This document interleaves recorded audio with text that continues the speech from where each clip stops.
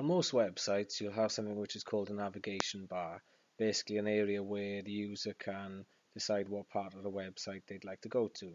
Now, in this case, as I'm moving the cursor over the sections of the navigation bar, they change or they highlight to indicate that they are links, and this is what's called a rollover image. And what we're going to do in Dreamweaver in this tutorial is just show you how to do a rollover image. But before we do that, we firstly need to have two images. An image before the cursor is placed onto it, and an image when the cursor is placed onto it, so the rollover image. So I've got this about button which I've made in Fireworks. It's just simply text, and that's what will appear on the page before the cursor is placed on it. And I've also got the same file, which is a rollover image, which I'm going to change so it is white to indicate that indicate what will look like once the cursor is placed on it.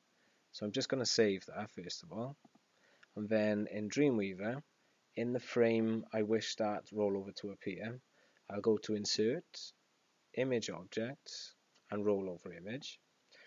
I then give it a name, so it's going to be the About button. I don't think we can put spaces into that, so I've just done it that way so we don't have any error messages. Now the original image is the image before any cursor is placed, before the cursor is placed onto that particular thing. So if I go to the area where I've got this saved, and here somewhere, just bear with me.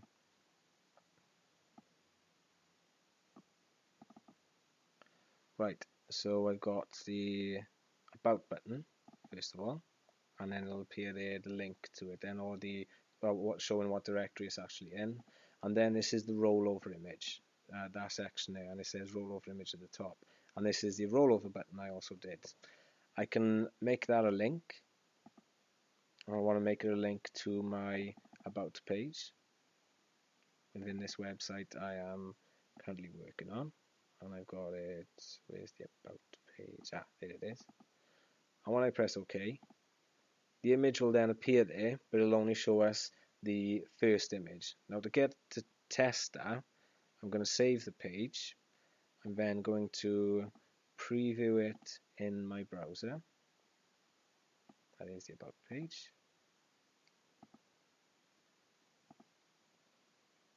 Okay.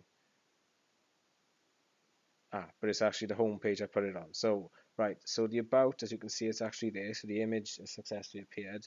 And as I put the cursor over it, it then changes to the image which I made as my rollover image. And when I click on it, it should take me to my About page. That's a rollover.